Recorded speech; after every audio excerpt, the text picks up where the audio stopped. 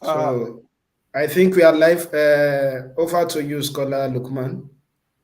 Thank you very much, Scholar Luke Gav, for the hard work.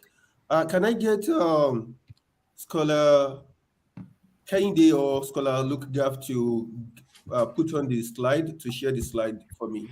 Okay, I will do Uh, so very soon. Yeah, okay, thank you I'm very on much. it. While you are doing that, I'm pleased and elated to welcome everyone to another edition of Hotspot International Scholarship Forum bi-weekly webinar. We have been doing this for some time now. For anybody who has a history with the scholarship group, and today is just another time to help people out there who are thinking or need some information about applying for the Erasmus Mundus scholarship. My name is Lukman Okpeyemi Moreno. I'm speaking to you from Cape Town, South Africa. I hold a Master's of Arts degree in sociology, and my research interests include education, decolonization, African politics and development, etc. Uh, like I said again, I'm very happy to be doing this, and I do hope that my guest speaker or my guest speakers are also happy to be here as I go on to unveil them very soon. Just to set the rules, I do hope that most of the people that are online and that are hearing us, I do hope we know the rules already. Whenever you have any question, do feel free to share them in the chat box. The lecture is going to start, and we are going to take questions at the end of the day. There won't be opportunity for anyone to speak. That is the way this program is designed, and we do hope we both have a lovely engagement. Today, our topic of discussion is steps in winning the Erasmus Mundus scholarships, and we have lined up a set of Erasmus Mundus scholars who are going to speak to us. They are going to share tips, ideas, winning ideologies of the Erasmus Mundus European Union Scholarship. Next slide.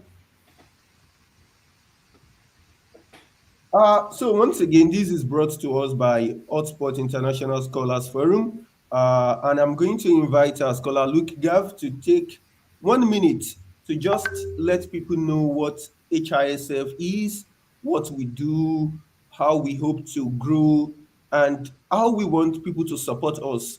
Just subscribing to our YouTube channel is one of the ways with which people should support us.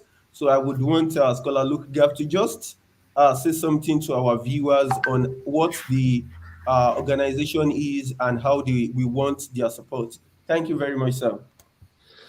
Okay, thank you so much, Scholar Moraino. So I'm happy to be here, and thanks to our scholars for, granting the invitation.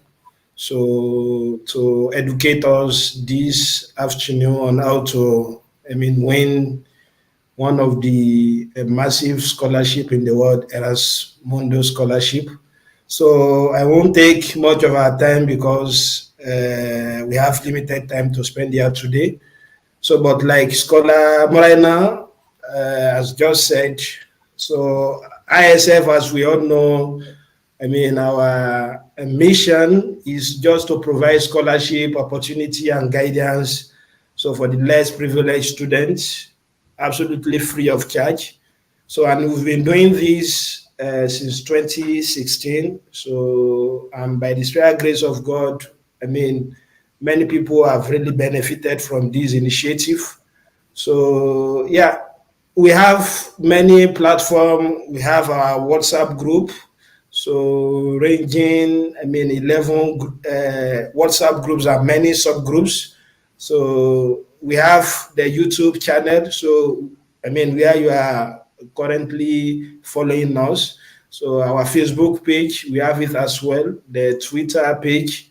So well, in terms of the support or assistance we need from you, So what we only need from you, I mean, is to just support any of the program we are doing by probably sharing to your colleagues and bringing in initiative you think might actually assist us in moving this group forward.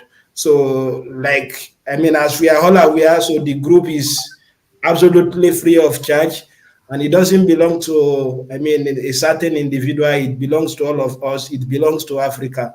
So it will be much appreciated if you can probably subscribe to the channel and share it wide so that others people can benefit as well. So yeah, apart from that, you are free to propose any program of your choice. I have said we all own the group, not an individual. So if you have any initiative you think might benefit the community, so feel free to reach out to any of the admin, so myself or any of the admin you can reach. So because of the time, I'm going to stop here. So thank you, Scholar Lukman. Yeah. Thank you very much, Scholar Luke Gab, for doing that introduction. Could I please request that you move to the shift to the next slide? Yeah, finally we are here. We've done the welcoming, we've done the introduction of the platform. This is actually the community that brings every well-meaning Nigerians, Africans together to support each other.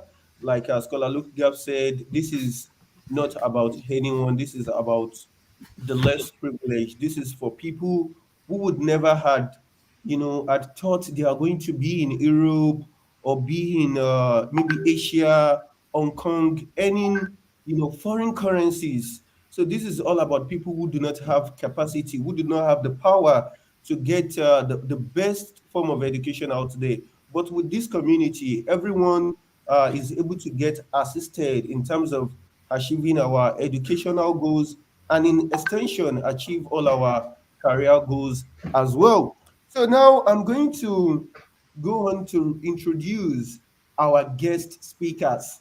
So today is a bit different from what we have done in the past. In the past, we usually have one or two invited speakers, but today it's a panel discussion. So I, as the moderator, will be throwing questions to the series of speakers that we have. There are three numbers, and I am really pleased to be the one to be engaging them on this platform today. We have Scholar Abib. Please, could you give me 30 seconds? I need to quickly. This thing is wants to start showing me small shige. It's my phone, so I I just need to yeah, quickly get the information that I need. I'm sorry for that.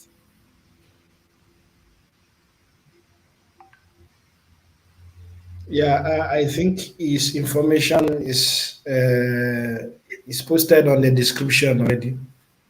Yeah, yeah. So once again, I will just quickly read through the profile of each of our guest speakers. First of all, I'm going to read through Scholar Olumide's profile. Uh, Scholar Olumide Onabanjo bagged a bachelor's degree from the Department of Animal Production and Health, Federal University of Technology, FUTA, Akure, in Nigeria. In 2021, sorry, he was awarded the European Masters in Animal Breeding and Genetics Scholarship to study in Germany and Norway. At present, he studies at the Norwegian University of Life Sciences, where he would soon round up his master's program. His research interest is in the analysis of genomic data to better understand the genetic architecture of phenotypes such as diseases. Scholar Olumide, could you just wave to the audience so that they can identify this great man? Thank you very much. Now I'm going to read through Scholar's Tolushe's profile. Tolushe Ashaolu is currently undergoing her MSc program in circular economy under the Erasmus Mundus program. She is in her first year at, I do hope I'm not butchering these. Your school name, Scholar Tolushe. Chalmers University of Science and Technology, Sweden. She graduated from the Department of Agricultural Administration, Federal University of Agriculture, popularly known as FUNAB, Abeokuta, Ogun State. Tolushe is an SDG advocate. She has a special interest in the conservation of resources, both natural and man-made. She is also a former banker at Zenith Bank PLC before she won a scholarship to study abroad. She also has experience as a former graduate assistant at the Department of Agricultural Education, Federal University of Education, Oyo. Scholar Tolushe, could you just raise up your hand to the guest as well? Thank you very much for that. And the last but not the least, the man who is supposed to to show up on Agbada, but later came on with a pair of glasses. That's awesome. And that is our very own Scholar Habib. Scholar Akinwumi Ishola Habib is a master's student studying chemoinformatics, that is artificial intelligence in chemistry, under the Erasmus Mundus scholarship program at the University of, no, this is killing. Ljubljana. Oh, what do you say? University of Ljubljana. You don't Okay, pronounce the J. University of Ljubljana. Please just Ljubljana, manage. Ljubljana. Sorry. Thank you very much. I do hope Slovenians would not send some letter to me to get me arrested. I'm very sorry, guys. Akinwumi Shola Habib had his first degree from FUTA as well, chemistry department, and he graduated with a first class degree. He has written some textbooks that are helpful for undergraduate students, including high grade students that are offering chemistry and chemistry in minutes. Scholar Habib is also the founder of IN Silico Lab, founded in 2022, and they use different computer-aided drug designs and discovery tools, as well as other softwares to design drugs that can be used in the treatment of various diseases such as malaria, diabetes, and COVID-19. I'm going to stop there. Scholar Habib, please wave to the audience.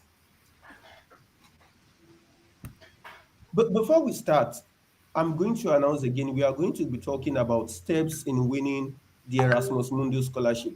But before we go on, Scholar uh, Olumide, starting from you, how are you feeling today? Well, I feel great.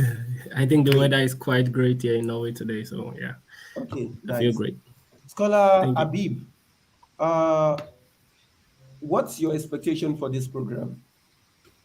My expectation is not is very much, but I also by the end of this program, people should be able to know the normal requirements and how to go with their Erasmus Mundus scholarship and how to be among the selected members. So that's just the brief. Thank you very much. Thank you very much.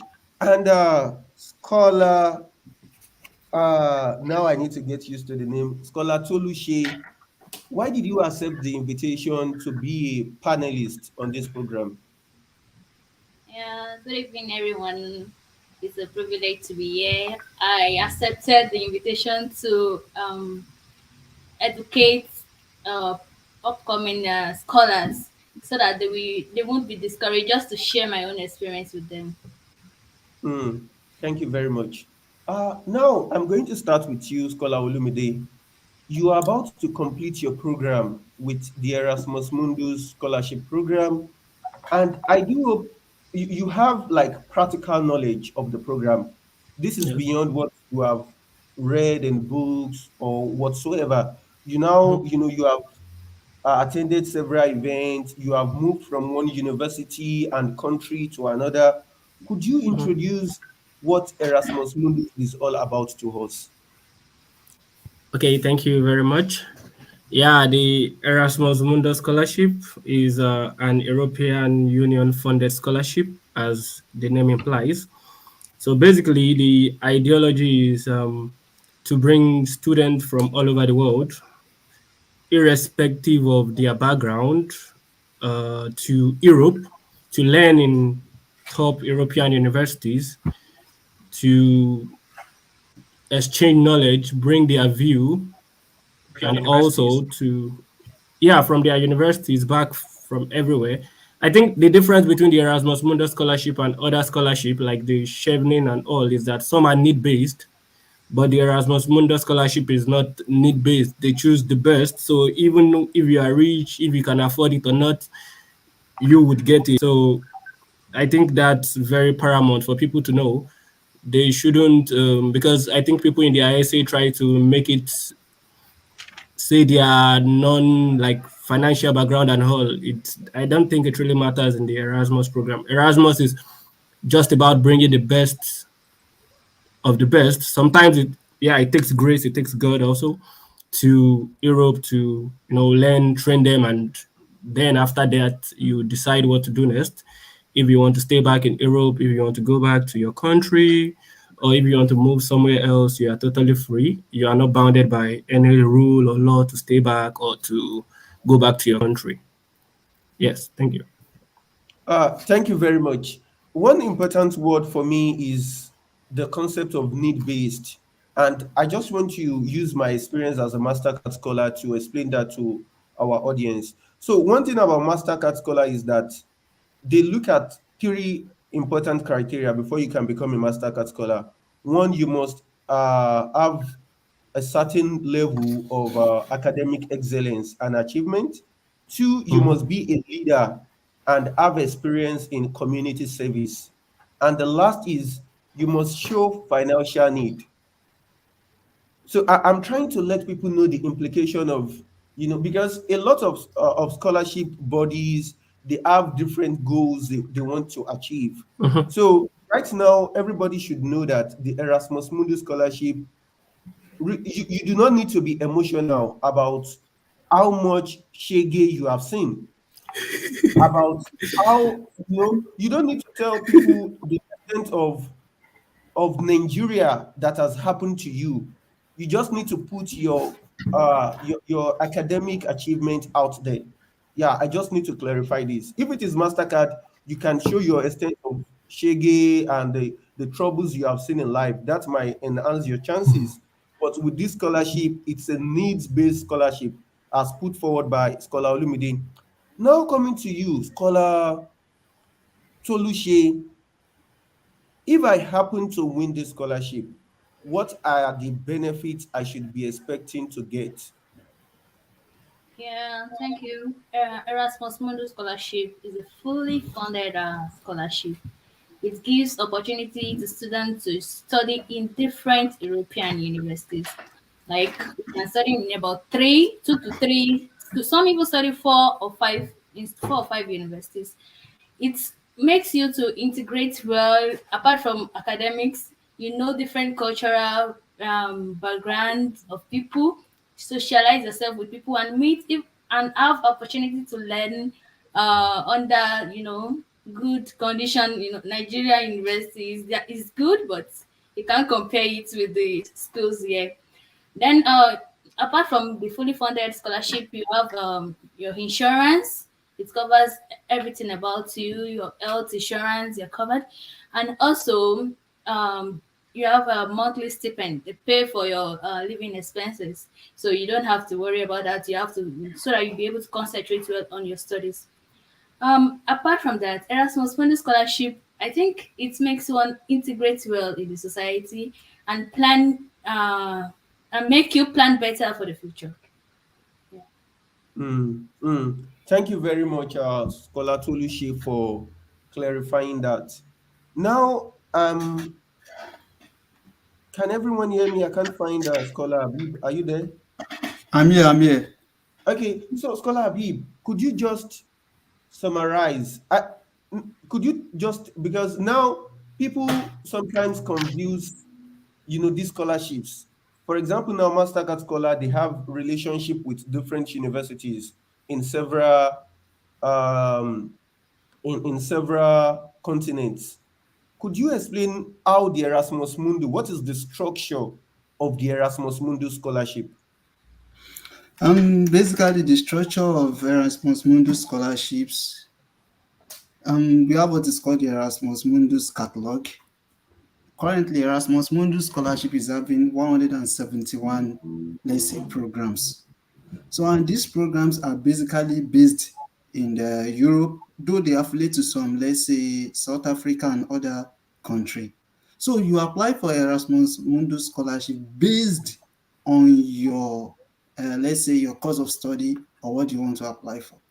So this Erasmus Mundus scholarship is based in different country in Europe. They are based in, let's say, some European country like Slovenia, Sweden, Austria, Czech Republic. So they have affiliation to each universities. It depends on the kind of program you want to apply to.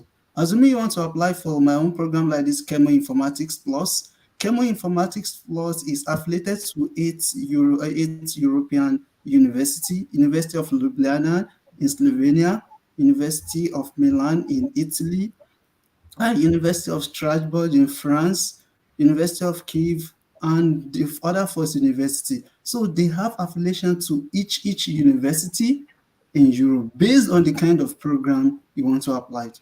So you are going to check through the catalog. We are still going to get to the catalog side. So you are going to, after selecting the catalog is going to give you a guide on how you are going to select the best program for yourself. So by after you select the program, your course will determine a university in which you are going to have your, let's say, your 2 years program. So Erasmus Mundus scholarship is a rich program indeed, which is going to expose you to different, let's say, different country and also different university.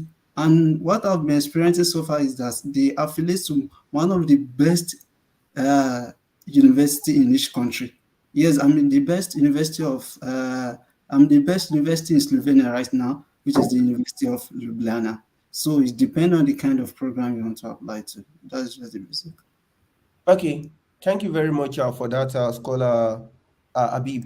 So basically, what he just said is that you need to go through the catalog and look at what program you are interested in. Scholar Toluche, is there a limitation on the number of applications I can put in? No, there's no limitation to number of applications. Before it was three, but now you can apply to as many programs as possible. So I think that gives us more opportunities. You understand? So there's no limitation at all.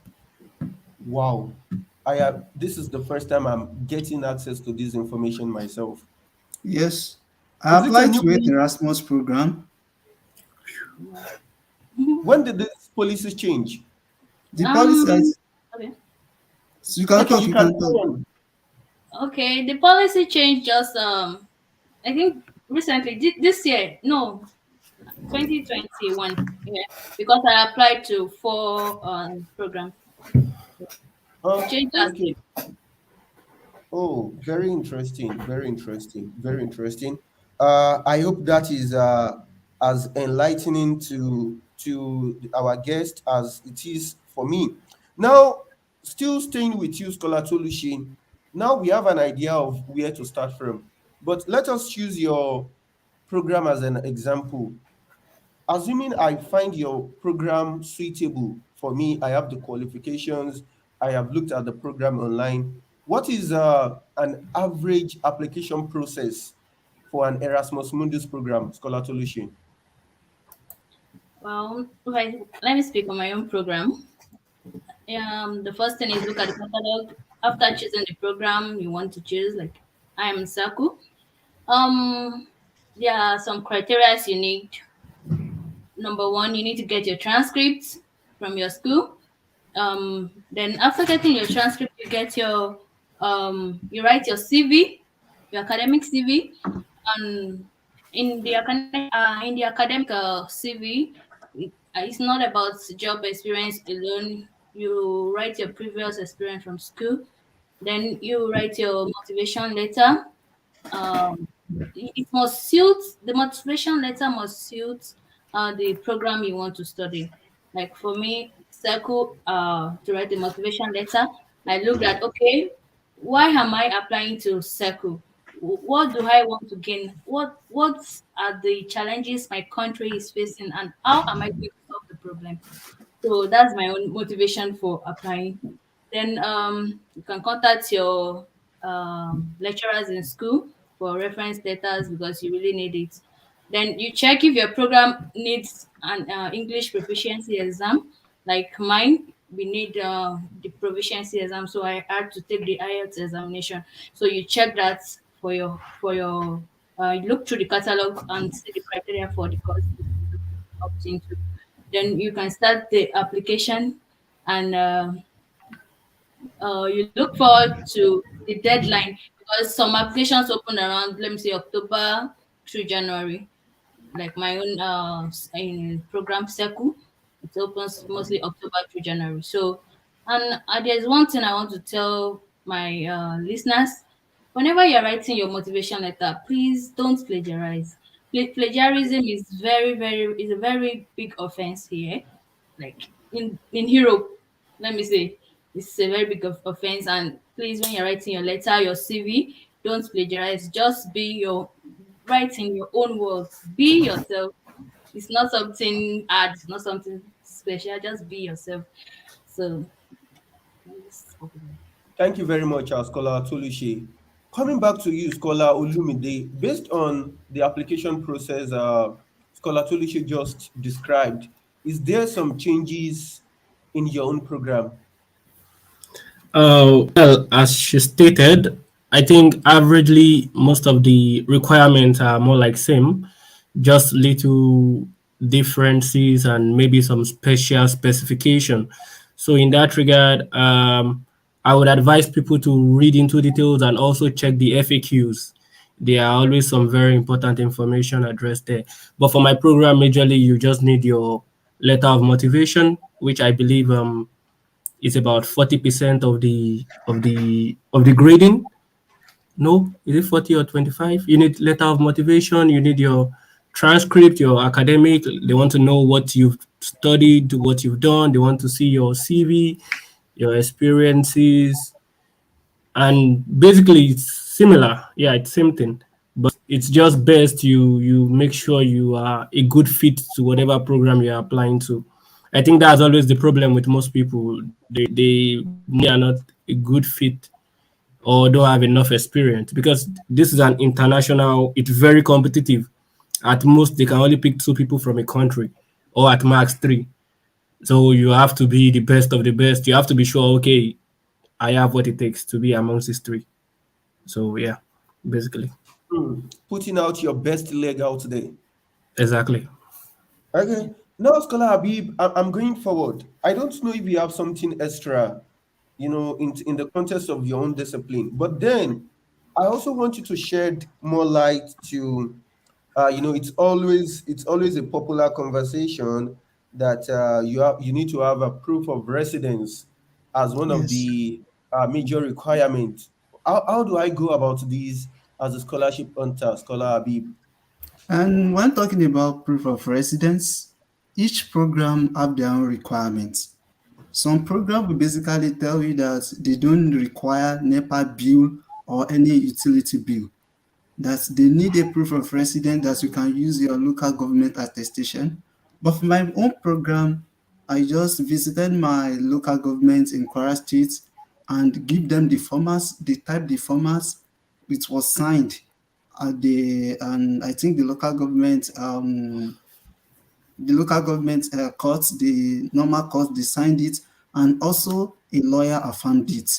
So proof of residence is what you can get from your local government. There is a template for that, but I would just advise you to check through your, let's say, your program on the catalog. Some program will tell you that you can use your utility bill or you can use anything. Why some will say that you cannot use electricity bill, that they need an affirmation from your state or from your local government. But for my own program, I just proceed to, let's say, to the local government where I'm staying, and I require for a letter and in which they provide for me, and it was signed. So each, you need to know the requirements because Erasmus Mundus, you need to know what is called the eligibility criteria It's when you pass through the eligibility criteria that you're able to pass through what is called the selection criteria. So it's the selection criteria they are going to use to shortlist you, whether you are going to enter the interview stage and you are not going to enter the interview stage. And also based on the requirement my other colleagues have also talked about, you need to be specific. There are some programs that do not require SOP or personal statements, but they require what is called cover letter. So check through the program.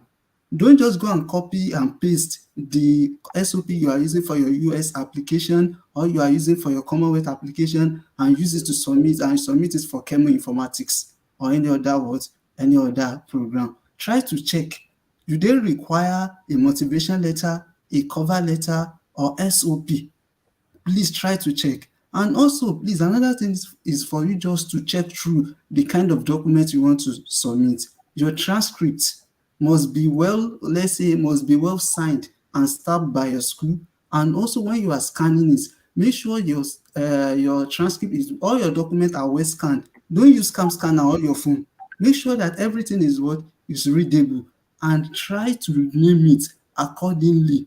A friend of mine made a mistake of submitting, I think he submitted a NEPA bill instead of international passports. So yes, these are the common mistakes you do make during the application process. So it's not about the number of applications you put in, but the quality of the application. I initiated 15 Erasmus Mundus applications this year, and I only submitted it. So it's not an easy task. So that's just it. Thank you very much. I'm reading a lot of questions in the chat box. Thank you very much. Keep them coming. I'm keeping tabs on some of them. Some of them you would already see that they have been answered or partially answered by the panelists. So it means I won't have to repeat the question during the Q&A. Otherwise, keep them coming. I'm going to take on every one of them when we later arrive at the Q&A. So yeah, that is just to clarify if you are going to challenge that I'm not reading the questions yet. So now I'm going to come to you, Scholar Olumide, now to put us forward in terms of the writing of the cover letter or the motivation letter or the statement of purpose, which our Scholar Abib just clarified now, that you really need to be sure what is the specific requirement of your program. So how do I go about writing this cover letter or motivation letter? Okay, thank you very much. For my program, actually, they specified some details in the FAQ, which I found out myself when I was digging to get some details. I'm trying to get the screenshot. I have it on my phone. Yes. So they require some specific things. I believe for my program, you don't need more than 5 to 6 paragraphs, and it shouldn't exceed 2 pages. It was stated that it should not exceed 2 pages. So your motivation letter for the EMABG must include your motivation. That would be your paragraph motivation. Why do you want to get the EMABG? Why? What is motivating you? What's your drive? Or is it that you just want to japa? It doesn't work that way. There has to be a drive. There has to be a need. There has to be a gap you want to fill or something. So that's the first paragraph. Then you have to state what subject interests you, because I'm in the European Master in Advanced Breeding and Genetics. Genetics is very wide, very, very wide. Towards biotechnology, towards bioinformatics, towards genomics, towards quantitative genetics, towards quite a lot of other things. We could even go as far as into human genetics. So what your interest is there, paragraph 2, which one of these interests you? And this must align with what your statement problem is. You can't talk about a statement problem of, okay, in my country, there's no animal source protein because our cows are not producing well. Then in your interest, maybe your second paragraph, you are talking about human genomic has been your interest. It doesn't align. They don't follow each other. Your point have to they have to follow each other. They have to build on each other. So that's that for the second paragraph. Then the third paragraph, you should talk about your interested universities, because for EMABG we have 6 universities and we have 4 tracks. I'm on the genomics and precise phenotype track, which for this my track you have to study in Germany and Norway or Netherlands and Norway.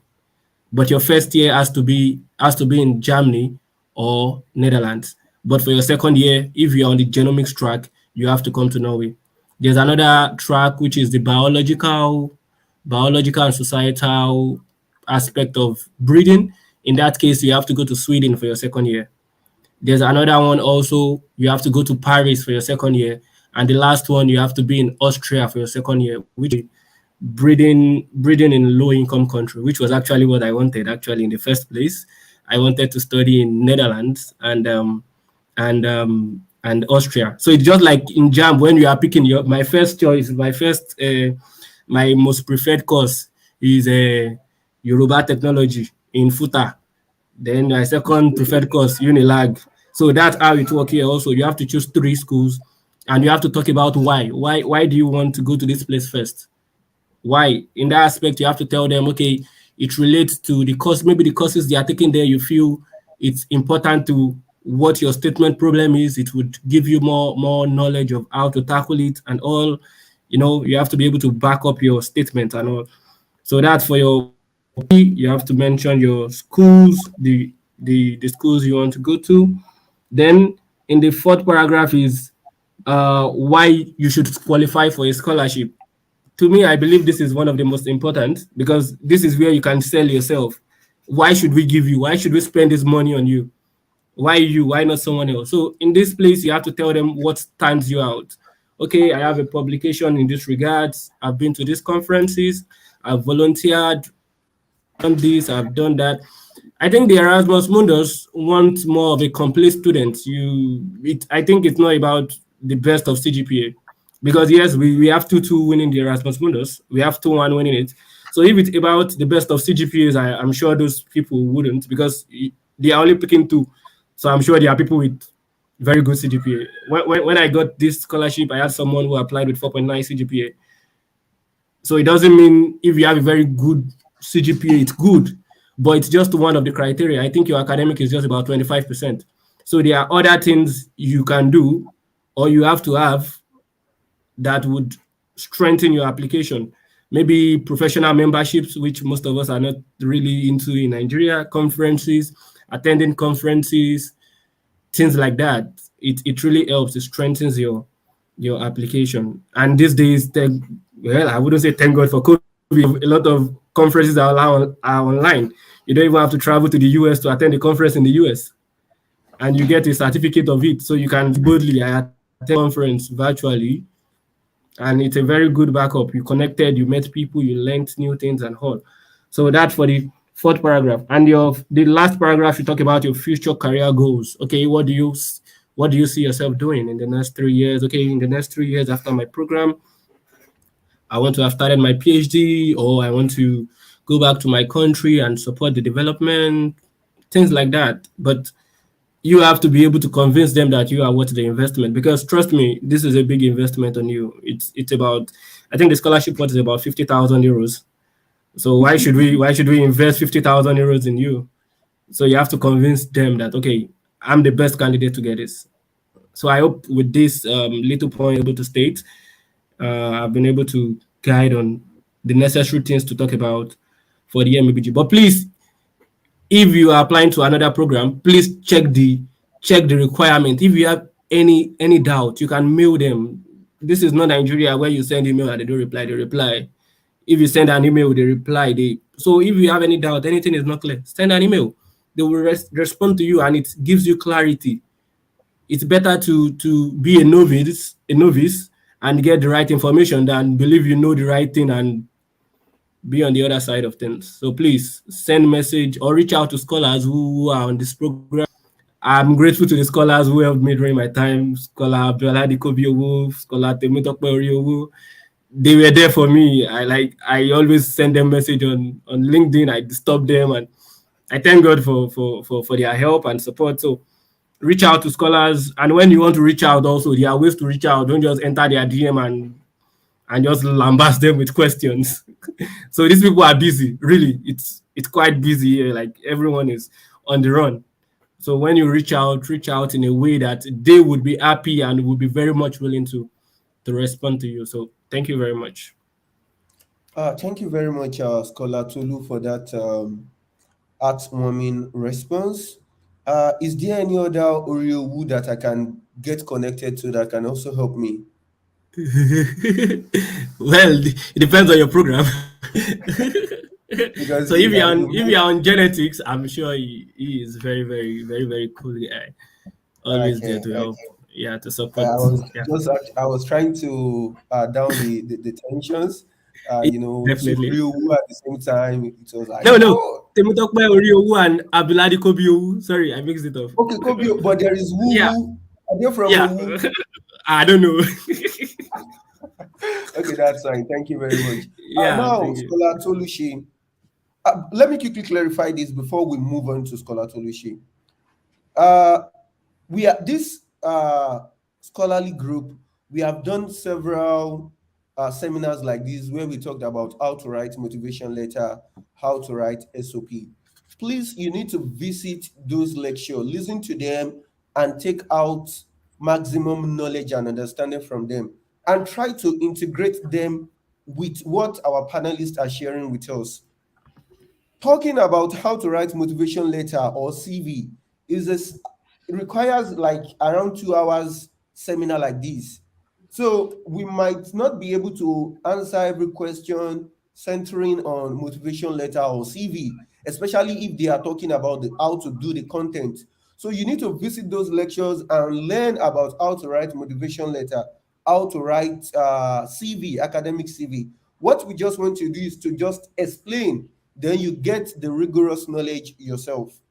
Uh, and like so it is already posted here. If you need samples or document that explains how to write, you can always visit the HISF public drive, Google Drive. It's available for everyone. So you will see several documents donated by scholars who have won scholarships with our help. So they have put out their documents out there to help myself and yourself.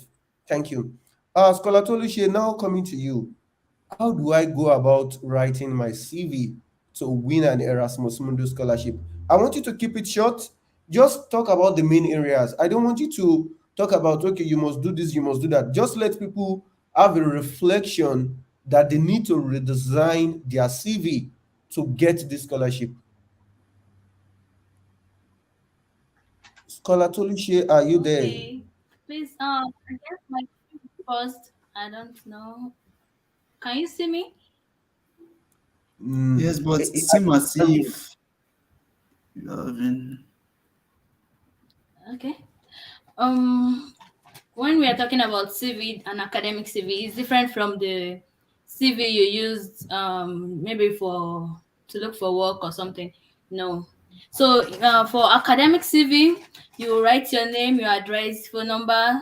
Like let me just summarize. You put your LinkedIn and everything. Then the second one is you put your professional background, talk about yourself, your research experience, just a brief summary. It's not compulsory, you understand? You can just it's just a brief summary about yourself. Maybe you're an SDG advocate, just let them know. Then you talk about your education. Don't put your secondary school education, that's not needed. So you just put your post secondary school education, your university, or your grade. You can decide to put your grade if you can decide to do that. Then you write your work experience. You can write any voluntary experience you have, any work experience you have that is much more related to the program, all about academics. Then you put your honors and award, like any award you have, any recognition you have that you think if you put it there, like can make them at least see that, oh wow, this is a good candidate for the scholarship. Then if you have any thesis, your undergraduate thesis, is better you put it there. Yeah.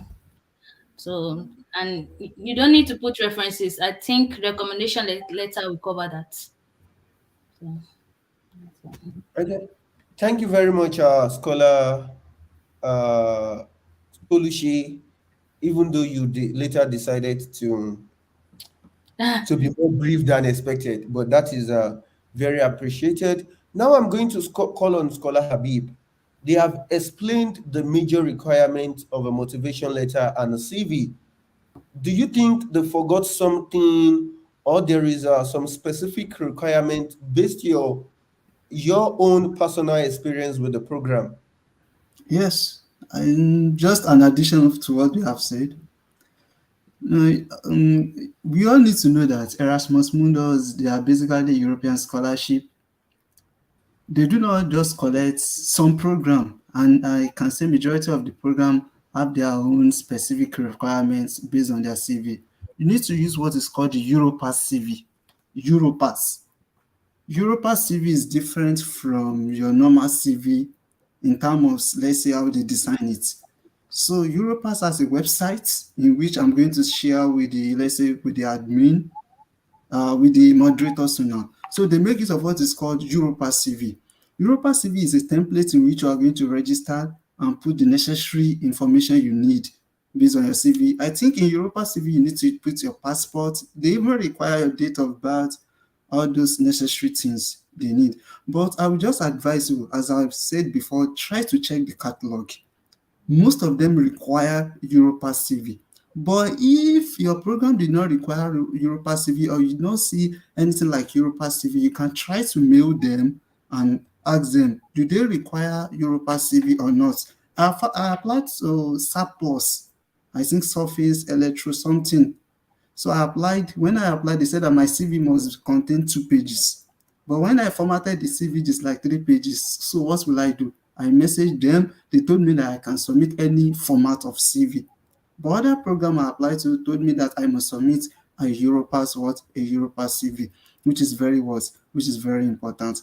And also tailor your CV based on the program you want to apply to. Don't be talking about you want to apply to chemoinformatics and everything about your CV is just talking about biomass and you want to apply for chemoinformatics. Even if you want to use that CV, can you justify it based on your cover letter or any kind of essay you are told to write? So you need to be very specific in your CV. So your CV, Stella Tolush has already talked about it, research experience, work experience, all those stuff must included in your CV. And also, I will just briefly talk about cover letter. Most Erasmus program do not require a cover letter, but my own program require what is called a cover letter. How do you go with a cover letter? We just write, okay, I'm Akinwumi Shola Abib, I'm applying for Erasmus Mundus. Please award me the scholarship. No. Your cover letter must have some ingredients in which you need to know the main aim and objective of the program. What are they doing in the program? How are they doing it? What are the required courses? Or what are the required knowledge I need to have, a prerequisite knowledge I need to have about this program? Everything must entails in your cover letter. Make sure you are playing with the catalog, the program you want to apply to their website. Keep on checking what is new inside this program. So when I applied for my own program, I submitted a 2 pages cover letter in which I even expand the length and breadth of the Microsoft Word. So when I started to be looking at this thing is too much, it's too much. But I see that I can't remove anything there. And I use this cover letter for my application process. So just try to check. My own cover letter just talk briefly about myself, which is the first paragraph, and talk about why I'm applying to this program. I linked it with what is called the SDG goals. SDG means sustainable development goals. All these European countries are more concerned about what is called SDG. Is your program having a goal they want to achieve? So scholarship is sweet, is sweet, is sweet. But before you can, let's say you secure a good and fully funded scholarship, you need to know what they are doing there. So that's just the brief thing I'm going to talk about the CV and the cover letter. So, Thank you very much, Scholar Habib. I'm returning to you, Scholar Tolushi. Scholar Olumide was talking a few minutes ago about tracks, countries, and then I almost lost myself. I was like, how do I? Because if it is me, I want to visit all the countries. Maybe just study 2 months and just visit everything. So, what is the advice you can give me in terms of selecting a particular track, and how do I go about, determining which countries I'm going to attend? What is your best advice making, a decision like this one? Yeah, well, when we talk about tracks, like I will use my course as an example. When I was applying for my own course, SECU, I chose Norwegian University as my first track, which is about modeling in circular economy. And I chose I chose the Norwegian University. Yes, yeah. I chose Norwegian and I chose Chalmers University of Science and Technology as my second track because I just looked through the tracks and though I don't know what they are really doing there, but I just looked through the tracks and okay, maybe I can still like maybe I can still work with this. Okay, modeling in circular economy. Okay, do I have experience in modeling? Okay, I think just interest. I think it's interest. Your interest. Let me just put it that way, and what you think you can handle, so that you won't get there and be like, "What are they teaching us? What is this? I didn't expect this and that." So it's just your interest. Let me just put it that way. Hmm. Thank you very. Do I need to reflect on this track in my motivation letter, Scholar Tolushin? Yeah, you can. Like me, I wrote what I'm aiming to gain, what I'm aiming to learn. So I in my own motivation letter, I wrote the tracks I want. So and what I'm aiming to gain from those. Okay, thank you very much. Scholar Olumide, before coming to you, let me quickly branch at Scholar Bib's big sitting room. Scholar Bib, I think you are the newest scholar, am I correct? And Scholar Toluche, we are both the newest scholar. Okay, okay, okay. Yeah. But for me, I'm going to appoint you as the newest scholar here. So, as the newest scholar, I believe you have the most recent, experience of how to go about the program. There is this new information about, new Erasmus programs. Mm-hmm. I think I heard that new programs were added to the Yes. previous ones. Can you enlighten us about this? And basically, even my own current program that I'm doing right now is even a new program. My program is a new program right now. Each year, basically, you need to know that Erasmus Mundus program, they are basically not like a normal school. They have their main aim and objective of bringing that program. And if they have a program and is not meeting up with what they want, there might not be continuity with that program. So each year they have a goals. Like my own program now is a new program. They want to, since the, let's say, invention of COVID-19, let me just use COVID-19 as an example. Assuming there is no what is called artificial intelligence in chemistry and the use of computational aided drug design, up to this moment, they won't be able to, let's say, detect a drugs that can be used in the treatment of what? Of COVID-19. So COVID-19 affected European country. How can they combat this COVID-19? And also, how can they plan for the next pandemic? So they want a special student or a special, let's say, a special people that they can train that will be very proficient in using these tools so as to be among the sustainable member for the next pandemic. So each program they try to just say they bring in together in each year have their own aim and objective. So every year, I think last year they had more than 10 programs, and also some programs are suspended or scrapped that are no more functioning again. So each year they had new program. So and I will just advise you, this new program are hot cake. Just shoot your shots. You might be one of the best candidates because it will be less competitive. So each year, just try to be checking the catalog Is there any new program that I can apply to? What is their aim and objective? So I think this year they have already added like five or more than five new programs. Just check through the catalog and check the requirements of this new program and just try to put your application forward. So that's just the. Thank you very much, Kola Habib. So to just quickly summarize, I want we want our attendees to know that scholarship Erasmus Mundus have some goals, and they do it in such a way that they have relationship with the best European universities. Mhm, So the goal is not everlasting. mhm. They have the relationship based on some specified goals. And in Scholar Akimumi's sense, maybe because of the prevalence of COVID-19. So it means every program needs to be renewed. You cannot, because you applied for Erasmus Mundus last year, you cannot just go on to submit an application again this year. You need to research and find out that your program is still in the program list. Yes, yes, yes. I think even this year, I think some program is not going to take new students for this 2023/2025. Yeah. So My program. Your program And my program too for and your 2023. program, so I don't really know what's happening. Why they cannot take anything. Seriously, there are many things students we need to understand. Seriously, No, they are out of the project funds. fund. I think it's for like 4 or 5 years. So Yes, it has elapsed. So they are in the and process of renewing it. So the hopefully, money I might hope not they come get in, renewed.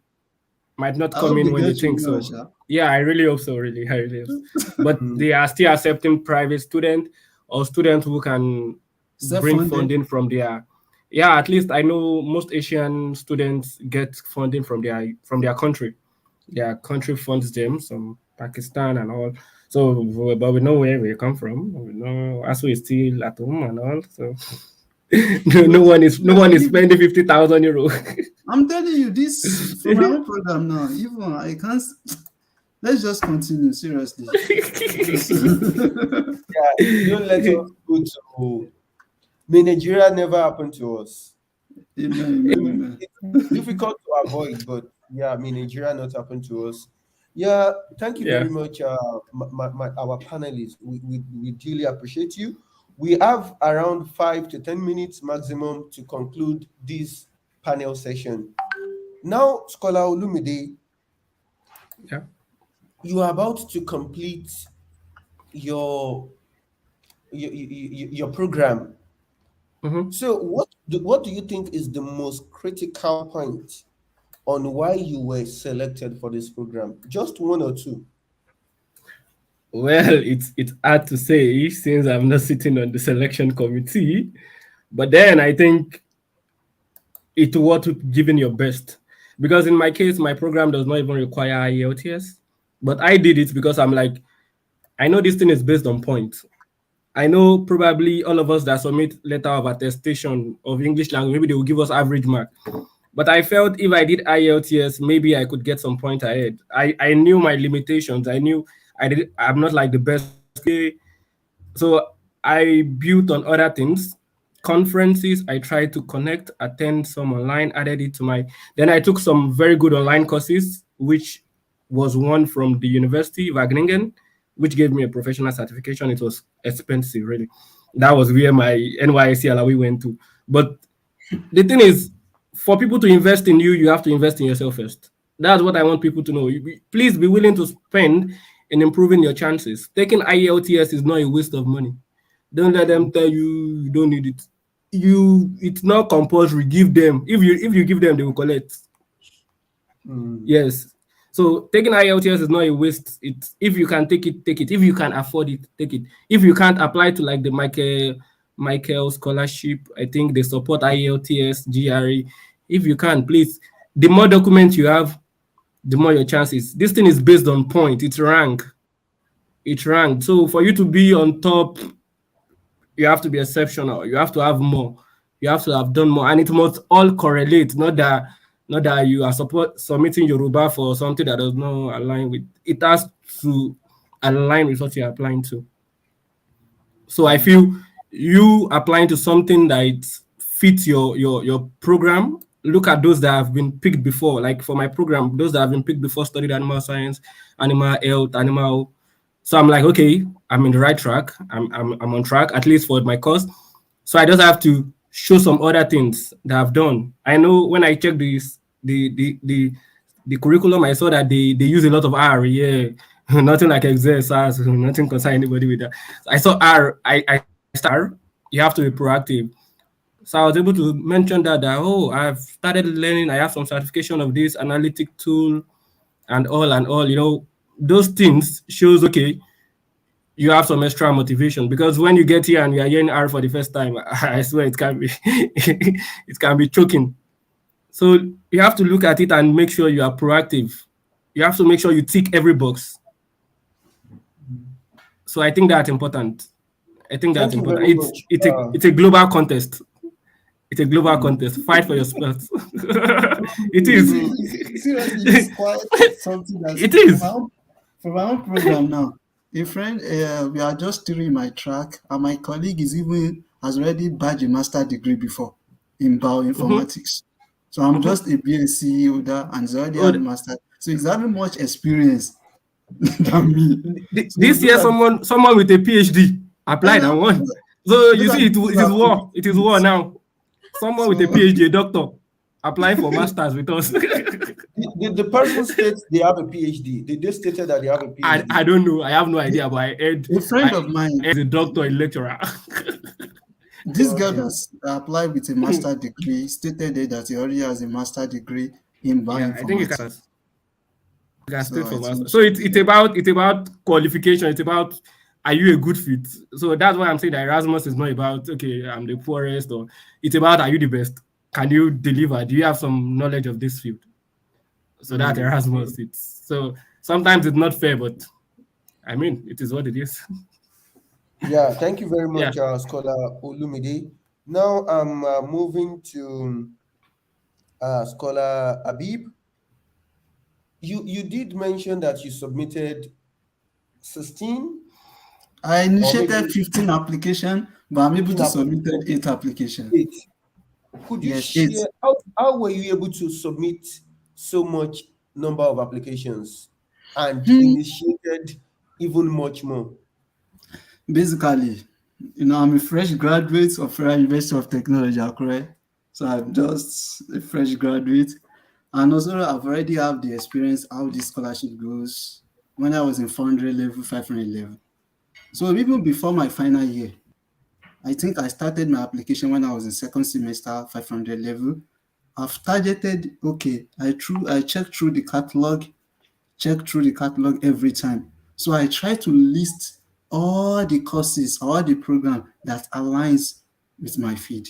Is it clear to you now? Anyone that's require IELTS or TOEFL, I try to cancel them out because I don't have money to license it for all this IELTS or this stuff. So I just tried to have basic knowledge and the requirements for all this program.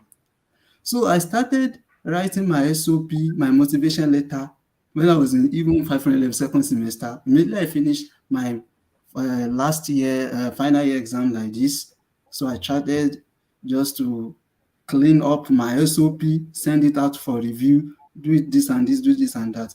So, and most of this program, I submitted a letter from my home university. So what I do is that there is a format I have. I will just write a letter. So. List all the name of the universities I want to use it for. Submit it to the Senate, exam and record. So they give me English proficiency letter. So that's what I did. So I make sure that I target everything. So even before the application is already out, I've already, let's say, packaged my application one by one. So immediately they are out like, is there anything new that I need to do? Or is there anything new that I've already acquired, whether certification or let's say conferences or seminar? So I try to include them inside the CV and also the SOP. So it helps me a lot. So there is one particular application. So when I submitted all these 8 applications, which I initiated 15, but I'm able to submit like 8. Yes. So when I submitted and everything is just, let's say, closed, that's why first shortlisted me for interview. But I won't lie to you, the interview was someone choke. Very, very, very, I won't lie to you, very, very choke. My first interview was biopharmaceutical, followed by bioref, and even the program I'm doing currently is my seventh application. Seventh. Mm. I even felt that should I still submit this application? Okay, let me submit. Even when I want to do the interview, I was sent an invitation April 24 and I did the interview April 26, just 2 days interval. So I would just advise anyone that wants to apply to this program is not okay, the application will close next week. You now started rushing. You will submit nonsense. Hmm. I'm telling you, you will submit nonsense. If you did not package yourself, nobody will package you. Hmm. So you want to submit a CV. You are now putting honor and award as your first page on your CV. Your research experience is now at the bottom. You are now saying, I'm a clinical, I have so nobody will check all those things in your CV. So try to package yourself before the application is out. So check all the requirements. Connect to people on LinkedIn. Okay, I'm so. Be humble. Humility Mhm. will let you get whatsoever you want to get. So I try just to package everything before the application is out. So immediately the application is just out, I'm just trying to do to put it there. Okay, this one is out. Let me keep reviewing it. Let me keep reviewing it. That's why I'm able to submit 8 applications. And out of the 8 application, 4 shortlisted me. I'm on 4 reserve list. The journey is not an easy one, no, seriously. It's not an easy one. But this one, is- Thank you very Yeah. much, Scholar Habib. Uh, According to Scholar Habib, if you do not package yourself, nobody will package you. Akinwumi Habib, 2022. Scholar Tolu, this is my last question for you. Could you talk more about the interview process? Is it that every program requires an interview, or it's just some program? Well, I would say it's just some programs because my program there is no interview at all. Just submit your application and hope for oh, the best. wow, you guys are enjoying. Mine also no interview. So give it your best. Yes. Okay. But I So support something you said, being proactive. I started my preparations in March. Application opens October and closed January. I submitted January. So it's like 8 months of preparing for one thing. And mm, also, Oh, please, it's not first come, first serve. Some people will submit first day of application. yes, You can submit a day to or 2 days to. Don't rush. Don't rush. Nobody is not first come, first serve. let me Submit just before talk about deadline. Set the mine on the deadline. interview. yeah, yeah, to just clarify, well, I won't advise you to submit on the deadline or maybe Yeah. 2 hours too, because your computer, anything can happen. NEPA can Village take light, people, village people can happen, Nigeria can someone can happen. die, Nigeria can happen. You can just be like, let me go on a short journey, and then gridlock happens. So to be on the safer side, if it's closing on a Sunday, if you try to submit on a Friday, at least give yourself that grace of 2 days. So if something happens on a Friday, you have expectation and hope that by Saturday or Sunday you will be able to submit. Mhm, So mhm. yeah, so Interviews. now I quickly want us to debunk some Erasmus Mundus myths, in the sense that maybe there are some things that you had or you were thinking before winning the scholarship, and when you later become a scholar, it wasn't like that. So, Scholar Tolu, do you have any idea of some myths people share but are not really like that? Well, yeah. Let me say work experience. Some people say you must have work experience before you can be given the Erasmus scholarship, but it's not that way. It's not like that at all. They're not even really interested. It can even be a volunteering job. It's not compulsory. You have a work. A fresh graduate can even get the scholarship. So I don't Mhm. think that's so necessary. Thank you very much. Scholar Olumide, any myths you want to debunk based on your personal experience with the program in the program? Well, it's hard to remember if I had. There's always a lot of this and that actually, but maybe our listeners have heard of some myths. We could maybe they should push it to us and let's see if it's true or not. Because I can't remember now. It's been over a year. But then, Okay. as you said, work experience. When I got it, I only had my internship and my NYSC. As scholar, what's his name? Scholar, what's your name? Sorry, package Mabu. yourself. Scholar, package yourself. So I packaged my internship and my NYSC. I served at the Federal College of Agric. So package CA, teaching assistant, research. You don't have to have worked for a company for 10 years or 20 years. Nobody send you. Even this year, I had an undergraduate one. It was mentored by Yes.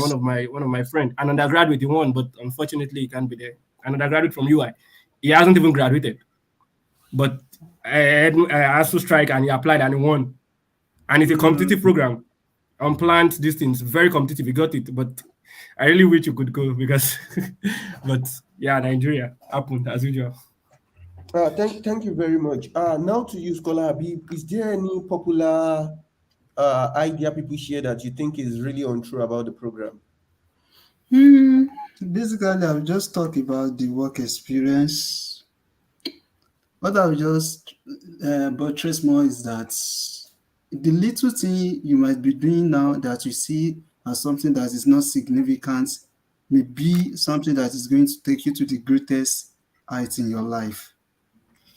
The current program I'm doing, the only work experience I have is not even 30 it's seconds not more, 30 seconds more, Scholar Habib. it's just let's We are just not in a hurry. whatever you might just be doing, just do it to the best of your ability and try just to volunteer and also be specific in your goals. Don't say that you want to do chemoinformatics, you are also the one that wants to do SACU, you are also the one that wants to do this. Be specific. So just work based on whatsoever you might be able to do. But people do say that work experience is very important, though it depends on different kind of program. But for my own program, I just know that with what I've seen so far, my interest and my research interest align with the professor that interviewed me. That's just the basic. Thank you very much. Scholar Tolushi, please take the pleasure to answer my last question. And the question is, do you have any experience as a female and a holder of this Erasmus Mundus scholarship? Any gendered experience? Sorry if I didn't get you right. Like gender experience, you mean maybe they select female more or what? Anything. I'm from the social sciences and I'm a Okay. gender researcher. Okay, So I know it's not based on gender. No, it's based on how well you can package yourself as scholar Abib has said. And it's not about gender. They don't even want to know if you are a male or female. They Or then them, after through your application, okay, then that's okay, she's even a male, a female, or she's a male. So or the I third don't one. I understand. I understand. Thank you very much. We have come to a close of the panel session. I'm going to give my panelists 1 whole minute to relax before we start the Q&A. So everybody, you can take self-care, drink water, maybe stand You up, don't give us menu now. Menu. Item 7. Item 7 now. do some form of exercise. Erasmus is very choco. Yeah, do some form of exercise for the next 1 minute before How, we how, start. how is your winter experience so far? The temperature is very high, right? It's very low right now. I think we Very are now low. experiencing 4 degree, 5 degree. I mean, it's night over here already. Everywhere is dark. If I could Yes. turn out, you will see. yeah. And this is just 5 o'clock. And It's we already electrician. dark. Around when it is 4:30 here, everything will become It's dark around dark. 4:30. Yes. Yeah. Those are one of the challenges because my head will tell me go and sleep, go and sleep, go and sleep. Yes, now I slept around. I think I slept around 7 o'clock yesterday. In the hope that man, I still have exam, I still have presentation, all this thing. Yeah, I wake up around 10 o'clock. You just look on my system like this. Mark value. Yeah, yeah, we are back. We are back. We are back. We are back. We do Yeah. need things like this. Let's always try to emphasize on self-care. Whenever we have our programs like these, let's allow people just 1 minute to get water, ease themselves in the toilet, get some chocolates, do some exercise. I just did some 10 push-ups to regain some energy. Yeah, it's really advised. People are going through a lot, so let's ensure we take care of our health and ourselves. Now the Q&A is about to start. I'm going to scroll through all the questions and pick questions that are significantly not answered yet. Thank you so much for all the comments, the greetings. I think Scholar Tulushe invited a lot of fans. So there is a lot of thank you, interesting, wonderful from the attendees. Scholar Tolushe for president. Yeah, yeah, yeah, yeah, yeah. Yeah. So does anyone have any idea about the circle program? Is it still on, or the questionnaire just need to go through the catalog? Anyone knows about the circle program, if it's still included? Well, let me answer that because it's my program. There's no. I think they've stopped it. Yeah. So I think maybe for 2024, maybe they'll start again. But 2023, I don't think there will be a call for application. Okay, thank you very much. Uh, Victor AJ said, can we have a sample of how the CV should be written? Scholar Tolu Lokwe, sorry, Scholar Olumide, you answered the question. Now I'm mixing everything. Scholar Tolushe, you answered the question on CV. Can people get maybe some peculiar resource from you on how to write CV? Yes, I've sent it to the admin, like some links. So maybe it will be shared later. Okay, thank you very much. Scholar Olumide answered the question on motivation letter, and this person is asking, is motivation letter the same thing as statement of purpose from Aminat Tanwa? Well, that's something, but I think it's basically, I could say it's same thing, just depend on where you are applying to. I think they call it more of statements in the US, while in Europe, I don't know if I'm right. Please correct me if I'm wrong. While in Europe, I've seen more of letter of motivation, but even statement of purpose and letter of motivation, purpose, motivation, what is he asking for? It's still more like what do you want to do? Statement, what's the problem you want to solve? What's your purpose? What's your motivation? It's still like I could say they are like synonymous. But then there are ways to go about. That's why you have to also read into details of your program. My program, I stated they already listed like 5 things. So you don't just come and start writing stories that is not necessary. You are limited to 2 pages already. And they already told you what they want to hear about. So just reply to them in 5-6 paragraphs. That's all. You don't have to. And please, as Scholar Tolu said, do not plagiarize, because they are samples does not mean you have to limit yourself to that format or that sample. Just use the format. You don't have to use words. A scholar today now on the EMA group was telling me is reviewing an essay, and it's directly what he wrote 2 years ago.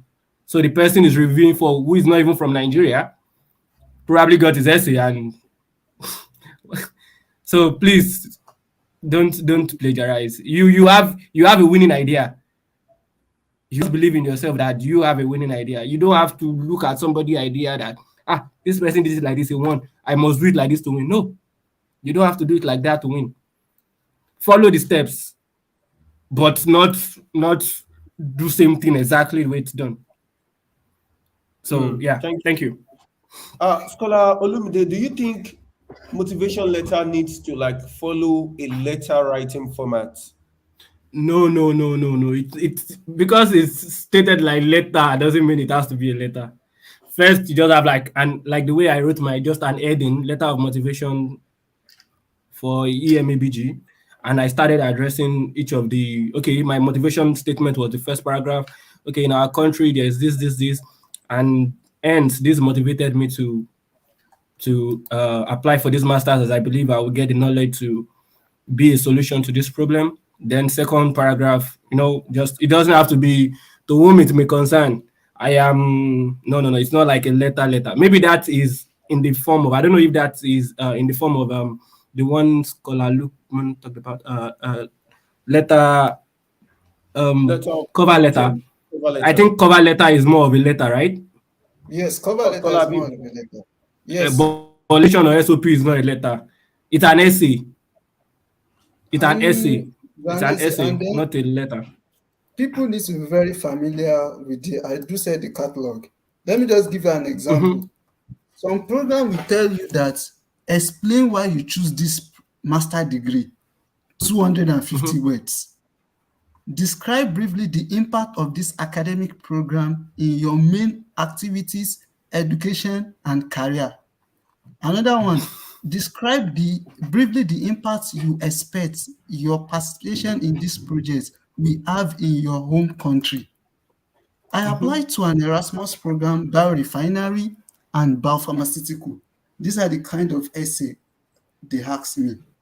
So Mm-hmm. you can't expect me to just write, let's say, how I'm writing a normal statement of purpose for USQ. Mm-hmm. So just try to check the website, Yeah. the catalog, Yeah. and get let's say, the necessary information you need.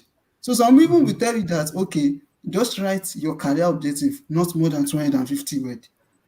Even there are some Erasmus programs that do not require SOP. Yes, SUCAT, sustainable Mm. catalysis or something did not require SOP. You just submit your application. That's it. Thank you very much. The reason why I asked that question about letter format is I think for around 2 years now, anytime when I hear motivation letter, because I actually have a letterhead of my own that I use, so I just address it to like the program coordinator or the HOD, and then put the name of the university and the SR. But I do know that statement of purpose is always like essay. So sometimes Mm-hmm. the difference between this statement of purpose, motivation letter, sometimes letter of intent is the way you write, like how you use your language. So letter of motivation is asking you to motivate why I should give you this thing. Statement of Mm-hmm. purpose, it is an essay, just put out that thing. But motivation letter is motivating, just like Scholar Olumide said, you need to put out your best leg there and tell us why we should spend 50 million pounds or euros on you. So the way you construct your language really matters, and based on what they are requesting for. Yeah, I do hope that sheds more light to that question from Aminat Tanwa.